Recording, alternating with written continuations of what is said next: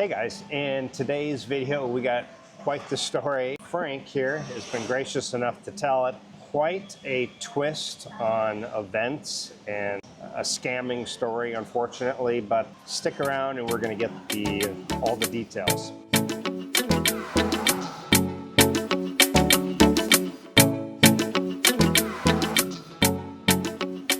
Hi, Frank, thanks for coming on the channel. I appreciate it. Thanks, Gio. It's quite Good to be here.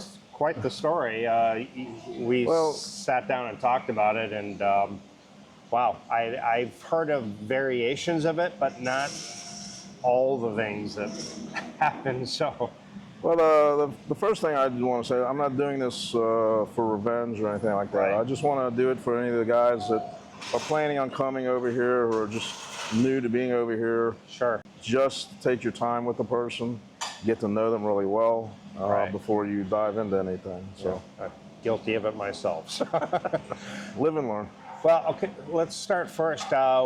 When did you decide to move to Bacolod, and why here? Well, I had a friend that was already here before me. I went to high school with. Okay. And so that was a good landing spot. And he's married to a Filipino. Yeah, he's been here like a year prior to me, and he kept bugging me to come over, and I was toying with the thought. And with my company being sold off, I decided to retire early. And so I started looking for somebody that was in Bacolod on a dating app. So that's my whole reasoning for Bacolod. Okay.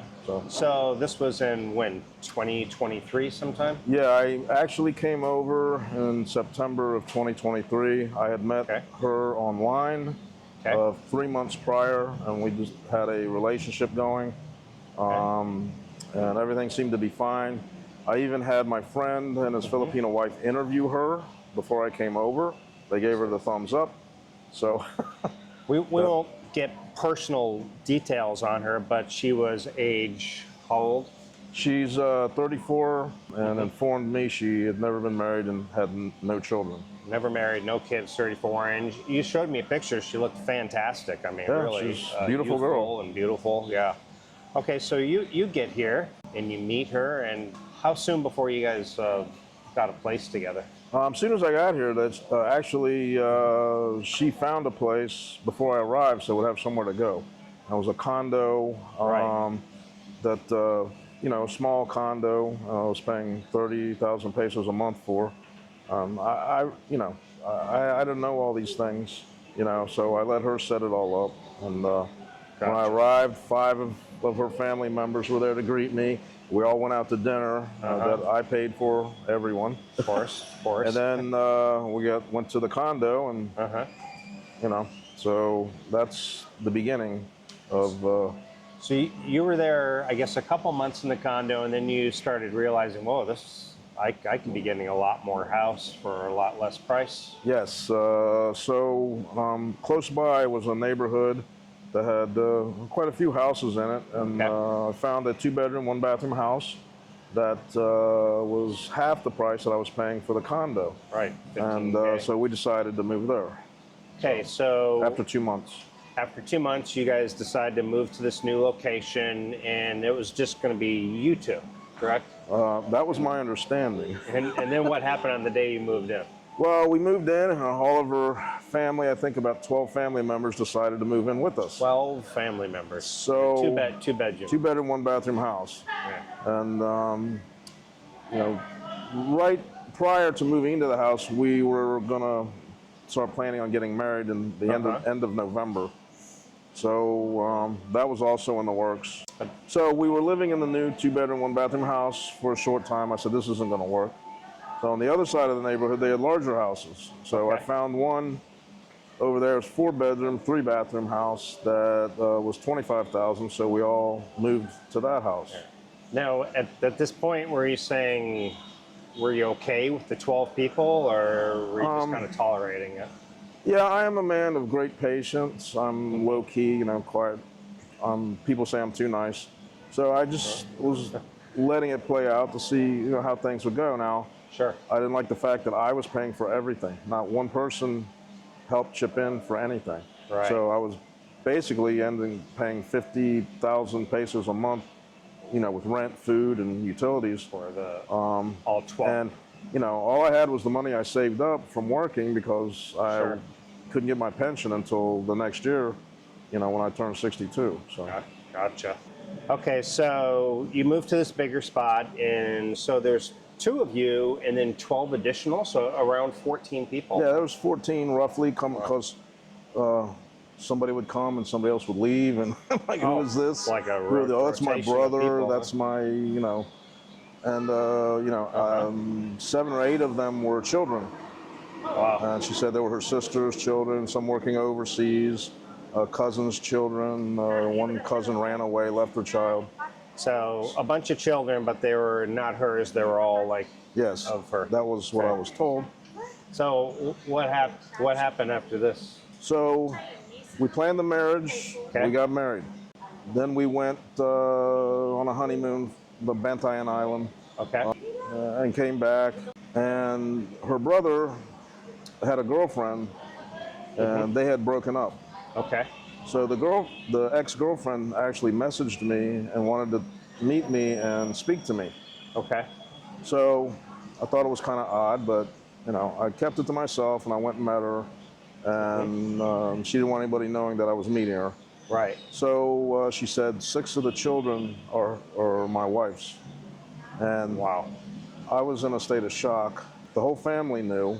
Nobody told me. The whole family knew when we got married. They were all Nobody in told on me. it. Everybody knew what was going on. So I was very shocked, upset, changed into being mad. And it wasn't a pretty situation. Did you confront her at that point and say? I went back home, and, you know, I'm not usually one that gets really mad or yells or screams or loses my temper, but I was very mad, and I called everybody that was downstairs. They lied to me, let me marry her without telling me she had 6 children. Jeez. So I proceeded to go upstairs and start packing because I'm leaving. Okay. And they all ganged up on me and wouldn't let me take my things and leave. Wow. So, yeah, it was a crazy scene. So I was able to escape. The smaller house on the other side of the neighborhood, my friend that was already here moved into that house because he liked it. He was out in Victoria's and wanted to be closer to Bacolod. So I ran across the neighborhood to his house, and I was there a couple hours, told him what happened. Okay. And I decided to return to try to get my things. So I go over, and everything I owned had disappeared from the house. My laptop, my passport, all my clothes, everything I owned over there, except my motorbike. So I got my motorbike and I went back to his house, and I didn't know what to do at that point. So after that happened, what did they want? You said they took your stuff. Yes. So when I went back, my things were gone. They told me they wanted 50,000 pesos, all my gold jewelry, my motorbike. Wow. Which I refused. Yeah. And like I said, I went back over to my friend's house, and I stayed there a couple days trying to figure out what to do. You know, I don't have any clothes. I don't have any personal items, nothing, you know, except what's on my back. Wow. So I came up with an idea after a couple days, and I go back to the house. I apologize, and I say, everything's okay. Can we get back to our normal lives? I'm sorry I got upset. I was just very shocked at that news, and I talked to her in private. Right. So I schmoozed everything over. Everything was fine. So a few days later, all my things returned. They brought it back. Okay. So, you know, I'm still devising a plan to get the hell out of there. So I told my friend, I messaged my friend, I said, get ready. When I message you, get the guy that has the trike next door, come over and pull up in the driveway, and the master bedroom is a balcony over top of the driveway. So I messaged him, he came over, I dropped my 2 suitcases and my backpack over the balcony, because they're all downstairs. I was always up in the master bedroom alone by myself. Sure. And I ran out of the house, and I jumped on my scooter and the trike, and myself on the scooter went back to his house. That's how I got all my things and escaped. And so you escaped and got to your friend's house, and then what happened? I was harassed. She said she was going to call the police and all this other stuff, Wow. and She actually showed up, right? oh yeah, very, very mad. She has a very hot Filipina temper, Right. and I was, threatened, and I didn't want to go to the police because I wasn't sure, because we were married, and people tell me, well, she could make up a story I hit her, and Right. I could get thrown in jail, or so I let time pass, and I actually went to a lawyer, Okay. and they checked on my marriage paperwork Okay. and said it was never registered. So in 1 year, well, I was told by the lawyers, if you don't register it, Okay. in certain marriages you have to register it yourself, and some Sure. I was told it's automatic. Ours was we had to take the paperwork to register it. I don't think she knew this, and was never registered. So after 1 year elapses, I'm told it's null and void. There's no marriage. So that's what happened. So that's how I got out of that. So the marriage was null and void. Yes. Thank goodness. Otherwise, you would have had to go back to the U.S. And Yes, or annulment or some other headache to have to deal with. So that's what happened. What would you tell other expats coming in? Be very careful. There are many dating apps and sites to go on, which is a good thing. Yeah, yeah. You meet somebody and establish a connection before you come here, but don't. There are many red flags. Some say, "Well, I can't talk to you unless you buy me a phone. My phone's broken." Sending money is a big red flag if they keep asking for money. I did send a little, which to me was okay. Sure. But they start asking for large sums of money, and like I said, I even had a friend of mine interview her, and her sister and sister-in-law came, and they passed with flying colors. They all had the same stories. She said she hadn't been with a man in 6 years, and Wow. well, when I arrived, there was a 4 or 5 month old baby that was hers. So Wow. So she literally just had a baby 4 or 5 months before I arrived. wow. So And you said she. I mean, you showed me a picture. Beautiful. oh, you nice can't tell figure, that her no body stretch marks. her body looks like she's 20 years old. You couldn't tell that she's ever had one child. Yeah. Which again, very lucky that she's built that way. But Yeah. her and her whole family pulled a big scam over on me, and I probably spent the whole time that I was with them $1 million pesos. If you could go back and do it again, and you would have, at the point where the 12 family members came, what do you think you would have did at that point? I would have, when that happened, I would have had to sit down and talk to her and tell her, look, this isn't going to work. I also would have waited much longer to get married, if at all. Be very careful if you get married over here, because there is no divorce. Yep. The best and easiest way is to go back to the U.S. and get divorced and bring your paperwork back here. But that's also expensive. I mean, just the flight alone is going to cost $1,200, $1,500. Yeah, exactly. So be extremely careful. Be patient. Don't get so excited that you're with some young, beautiful girl who's 20, 25 years younger than you. So that's the advice I can give. Just check everything out. I mean, you can even have, PSA lawyers or something check out her status.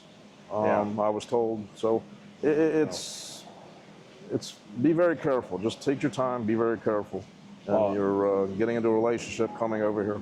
I'm glad it all worked out in the end. I mean, it could have been a lot worse. Yeah, I could still be married. I'd have to go back to the U.S. and deal with that. But other than that, everything's been great here. I love being here. I love living here. The cost of living is fantastic. The weather, it's hot and humid, but it's not snowing and cold like where I'm from in the States right now. So, and you meet expats all the time.